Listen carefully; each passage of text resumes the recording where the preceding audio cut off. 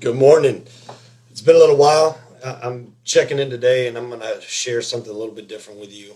A lot of this is inspired by my friends and family and those of you who've given me feedback. Some of you I've got to meet, others not.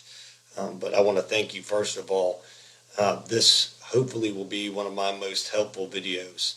I've talked about self-awareness, keys to success at home, personal life, work, kind of how they all collide. And a lot of that has to do with, where you start in your experiences. I think there's a wealth of knowledge that can be obtained through experience more so than books. And not saying that I love reading books. I'm not saying that you're not going to gain knowledge from books, but there's this practical understanding you really get, foundationally speaking, when you actually go through experiences yourself and you have to figure certain things out.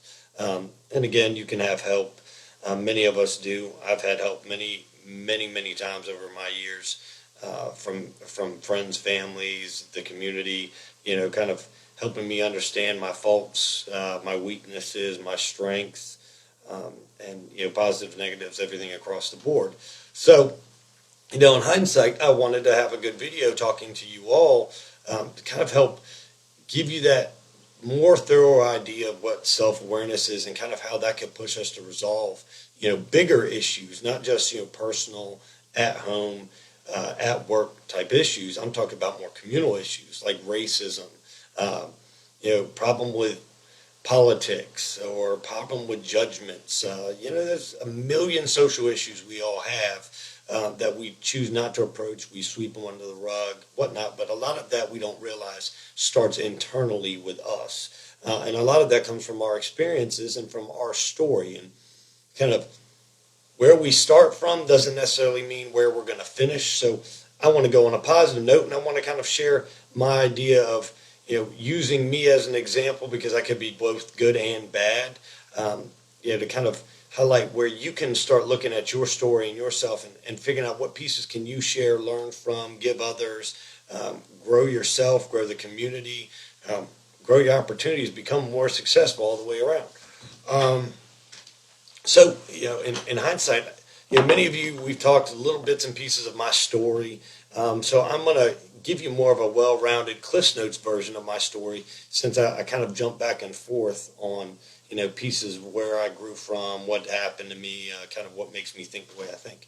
So, give you starters, I am really the product of two great parents, for different reasons.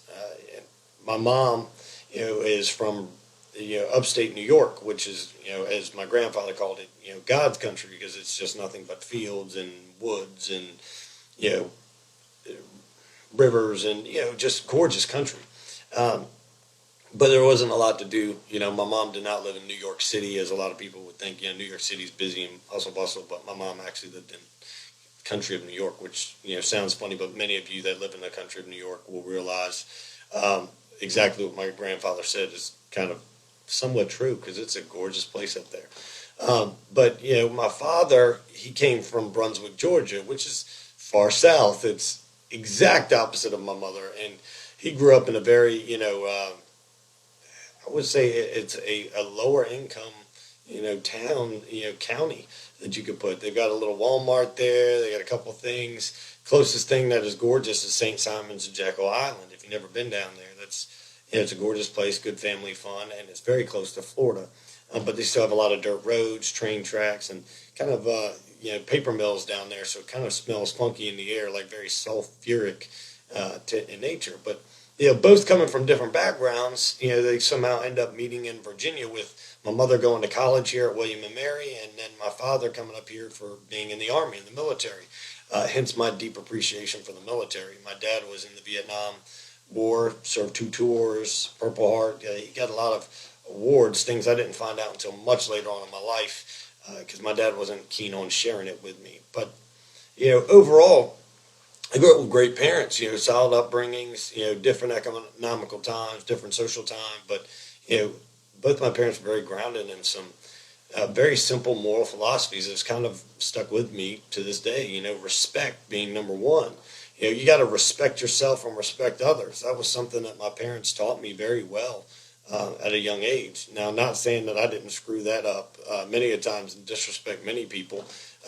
or get my butt whooped, because back then, spankings and belts and wooden spoons were kind of the disciplinary actions of my day. So I deserved everything I got. But, we also grew up in a time where when I was a kid, the community also kind of, it took a village was the aspect.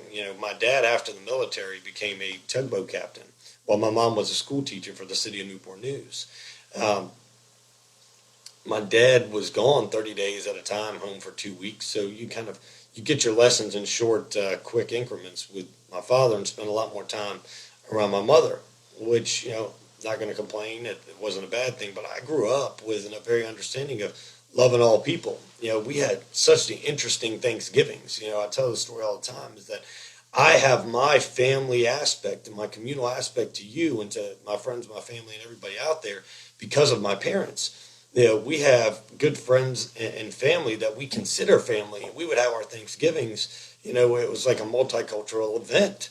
It was me, my mom, my dad, my brother, my friend Jody and Ronnie, who were a biracial couple. And then, you had some uh, family from the Philippines. You had different families all kind of coming together and becoming, a bigger family for Thanksgiving. So it always made Thanksgiving huge fun, but also, again, shaped me, for this idea of kind of, racism didn't really exist in my world, but I understood how it existed in the outside world, and I disagreed with it. So, seeing how my life circumstances, shape some of these beliefs, you can kind of start to see where, you know, why I say the things I say, why I do the things that I do. It gives you a better understanding. So again, it goes back to this: seek first to understand, then be understood. So now I'm giving you more of my story and some of the details. Hopefully you'll start to see kind of where I started off different, but how maybe some of you started off similar, but maybe your parents taught you a couple of different things a different way, but maybe it came to the same point. And again, I'm trying to get you there by kind of describing my own personal story. So I had a very traditional upbringing in that sense, and had great friends. We were not rich. We were actually poor for quite some time because my father had two children from a very young marriage, and he had child support that had to be paid right out of his military salary. So many years, my mom was a primary breadwinner on a school teacher's salary, which wasn't very fun. But my parents found a way to make it fun for us, and that was enjoyable. And not really a memory that was too harsh on me. But over the years, I had friends that struggle and stuff like that, and I got an understanding. It wasn't about money. It wasn't about your pocket size. It was about the person, the character, the love, the loyalty, those things that my parents taught me that, I kind of give and give back and receive constantly.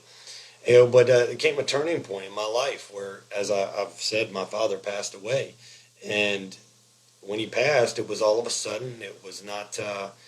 It wasn't a very good point in time in my life. I was 13 years old. So, you're starting to learn a lot of things about yourself and who you're going to be and start making certain determinations. And I made dumb ones out of anger. I got in a lot of trouble, a lot of fights, a lot of, running around late nights and partying and drinking and doing dumb things that I shouldn't have been doing. Um, and in that, again, I go back to it took a community. I have some good friends and family members, people that later became friends that were acquaintances that kind of just saw different in me and stuck by. One person I can attest to is, one family entirely is the Ewan family. Sharon and Monty and Jason and Ashley and Kevin. And they were like another family and still are. I actually just was at Kevin's 32nd birthday yesterday, finally getting to catch up with everybody because I don't get to see everybody but so much with all this crazy work in my own family going on. But they're family to me. I remember my father getting the word my father passed and just walking out of my house and walking down the street with Jason and Kevin right in tow. And here comes Leighton. Say hi to Leighton. He doesn't want to get on the camera for us, but he's here. We're proud of him.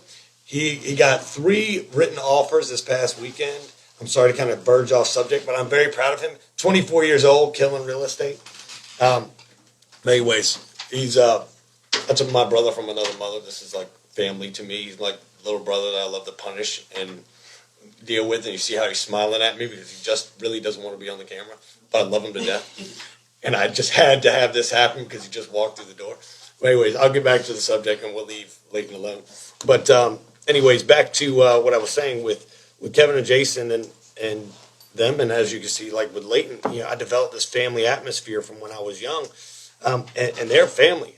Like I said, I go back to when my father died, walking down the street with Kevin and Jason in tow, and bawling, crying, and not knowing what was going to be in my world, what was going to happen. I figured my world was over, and Sharon was right there, grabbed a hold of me, hugged me, told me to be all right, and gave me all the support. Now, keep in mind, at this time, I was not the best of kids, and I love you, Sharon, for that. And I'm going to tell you directly right now, you're another mother to me.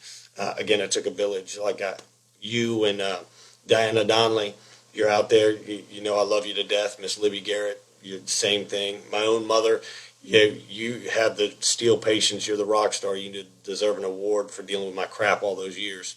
But all of you, and the dads alike, like Monty was really, wanted to knock the mess out of me back then for being such a, troublemaker and getting his kids into stuff. But, kind of all these people had faith in me over the years to get to the point. And even in the roughest of times, they stuck by me and they gave me different outlook. They gave me, a better understanding of where the world was going to be. And it wasn't necessarily right here, right there.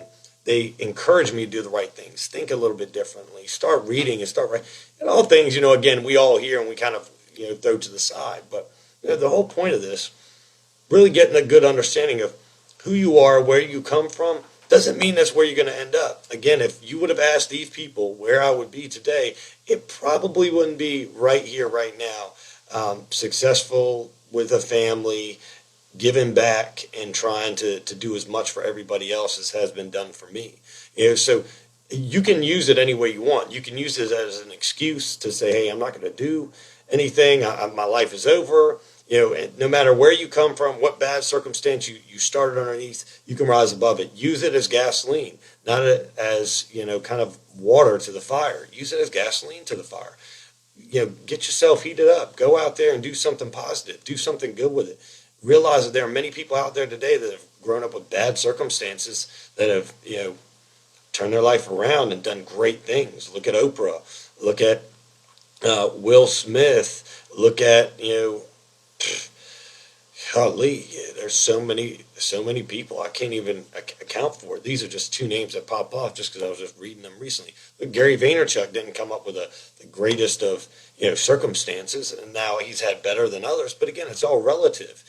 Everybody has a bad day, month, year. Bad things happen to them, but it doesn't determine their life. Unless you allow it to. So again, that's kind of the point with this. I hope this portion of my story will help you reflect a little bit. Take a look at where you started, where you are now, and then be proud of yourself. Because if you're living, you're surviving, you always have another day, another moment, another chance to kind of turn things around and do better for yourself and better for others. So hopefully, this little portion of my story will give you a little hope, a little clarity, a little understanding, and give you that idea that, if these people hadn't tried to understand me and give me the kind of growing experience, I wouldn't be here right now. So all the hard work, all the other stuff could have gone out the window if I didn't have those people supporting me. So, think about it. Hopefully this will help. Comment down below. I'd love to hear some of your stories, see where you came from, see what's shaped you, what's changed you, inspired you. And let's keep growing and keep learning and help each other out. Thanks again. Look forward to talking to you soon.